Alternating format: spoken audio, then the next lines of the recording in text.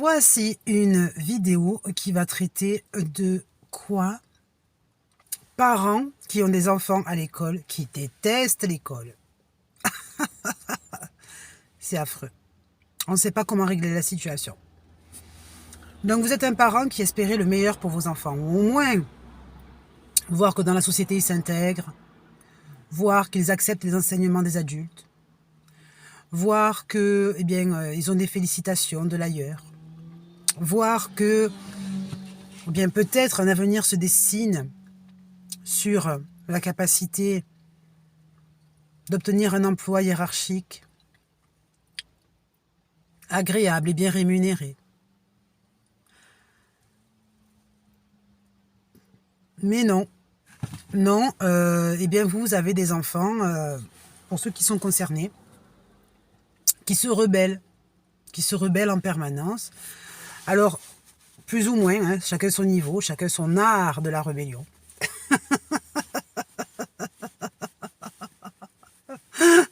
Parce que c'est un art que l'intellectuel qui se trouve dans l'établissement, c'est-à-dire le professeur, ne reconnaît pas en tant qu'art. Hein, c'est...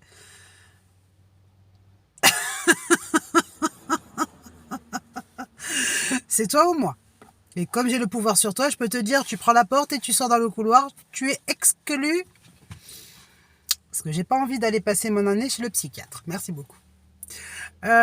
Donc, voilà, on se retrouve face à cette situation. Donc, l'art de la rébellion de l'élève qui, alors, décide. Hein, c'est-à-dire, soit va, soit ne va pas. Soit dit, soit ne dit pas. Fait, soit ne fait pas. Aime, soit n'aime pas, etc. Enfin, tout le contexte du lexique des verbes, yin et yang. C'est-à-dire que le verbe n'a pas une vérité, il a une vérité positive et une vérité négative.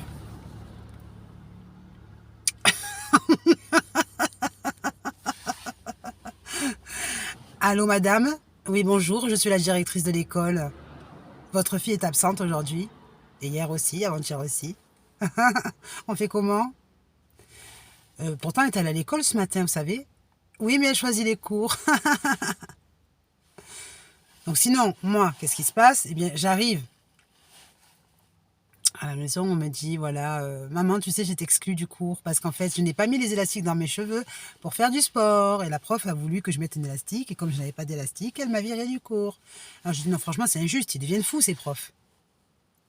Attends, tu ne veux pas décider aussi pour savoir, je sais pas moi, quel style de coiffure aussi, non? Genre, oui, le chignon là est pas là. Bon, on n'est pas dans le cours de danse, quoi, je sais pas.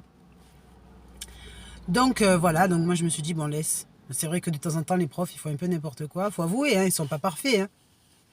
Mais il y a quand même toute une série. Il y a quand même toute une série de situations qui me fait dire, fais gaffe, réfléchis. Parce que là, le projet, c'est soit redoublement, soit punition obligatoire. Donc moi, je suis obligée de me punir, quoi. Je veux dire, mais moi, je ne sais pas punir. Moi, je ne sais que faire confiance.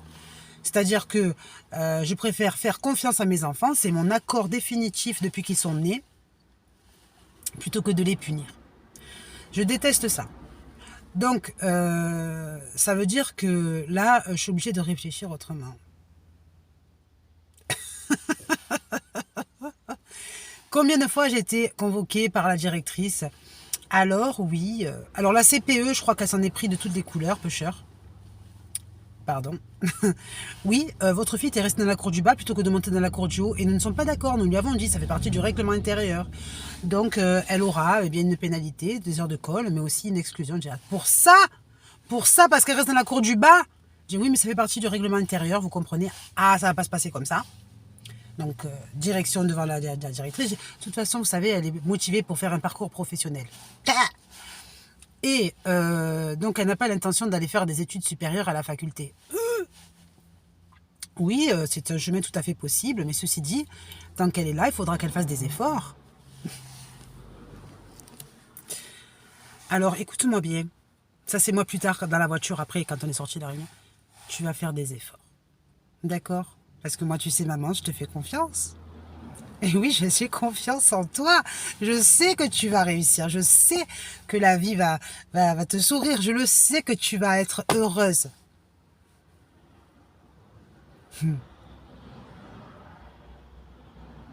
Quelque temps plus tard.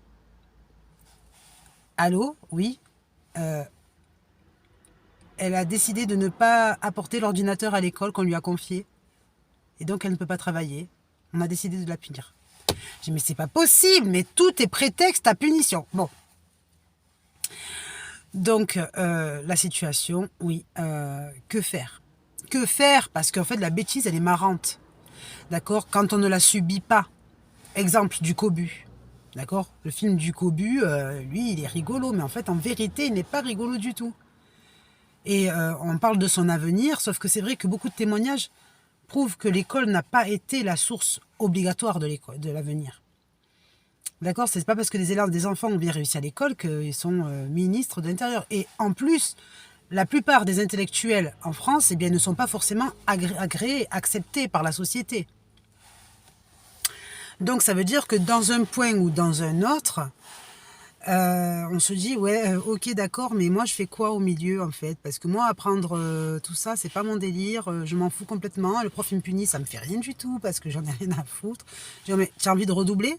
Tu as envie de perdre les amis que tu as cette année, de refaire d'autres amis l'année prochaine? Hein? Et tu veux perdre du temps sur ton chemin plutôt que d'avancer? Parce qu'il y a le brevet qui arrive, d'accord? Où il y a le bac, ou bon, le bac encore, je veux dire, bac pro, ça me suffirait largement. Mais quelle solution? Quelle solution en tant que parent? Quelle solution en tant qu'enfant? Alors l'enfant, il va pas d'un coup se mettre... Ah oui, bien sûr. La théorie selon laquelle la proportionnalité de la formule mathématique et scientifique reconnue par la majorité de nos grands intellectuels... Non, pas du tout. D'accord? Mais par contre, on peut demander à l'équipe pédagogique scolaire de faire des efforts. C'est-à-dire que plutôt que de punir à tire-larigot dès que l'élève il n'obéit pas à la moindre loi, d'accord, il faudrait qu'il fasse des efforts de stratégie à ce que l'élève écoute. Par exemple, quand on dit ça sonne, elle reste dans la cour, elle ne monte pas en classe. Et donc, elle est punie à cause de ça. Et en plus de ça, elle reçoit des absences. Je dis franchement, mais organise-toi pour aller chercher les élèves, compte les élèves comme au primaire, et regarde s'ils sont tous présents, et après tu montes en classe. Enfin, je veux dire, à un moment donné, si tu as des élèves, bien sûr, qui peuvent croire qu'ils font ce qu'ils veulent, essaye-toi de les gérer, comme le berger et les moutons. Enfin, si tu sais pas, si tu as un berger et que tu attends que c'est le mouton qui décide, il dit, ah ouais, oh, génial la prairie, je vais aller suivre le berger, il a l'air super sympa. Non, il faut savoir, d'accord, il faut savoir s'y prendre avec les enfants et ados. Donc soit tu sais pas. Mais si tu sais pas, ne va pas te plaindre que d'un coup les moutons ils sont sortis de ton pâturage et tu sais même pas où ils sont passés. D'accord? Sauf si tu t'appelles Madame Lalouve. Alors, donc sur ce point, d'accord, moi je suis la maman qui prend la défense là. Là, voilà, je suis comme ça. Moi, quand je parle comme ça veut dire que là, je me sens dans le bureau de la CPE. Mais normalement, il faut quand même accepter que s'il y a une rébellion particulière et que ça se fait de plus en plus, ça veut dire que de plus en plus, les élèves, beaucoup d'élèves ne voient pas l'autorité chez l'adulte de l'éducation nationale. D'accord? Et ne voient pas leur intérêt, ne voient pas d'intérêt particulier à suivre leur truc, leur cours en fait, d'accord? Alors que, et ça c'est un problème grave. Maintenant, on va essayer de comprendre quelle solution sur la suite. Moi je pense que beaucoup de professeurs devraient se remettre en question, y compris toute une équipe, pour comprendre que des élèves sont des humains qui sont capables de réfléchir, c'est leur projet hein, de les emmener à réfléchir, mais eux aussi doivent savoir réfléchir pour savoir maintenir, sauf si leur rôle est devenu de culpabiliser tout type de parents qui ne témoignent pas d'un enfant au comportement parfait.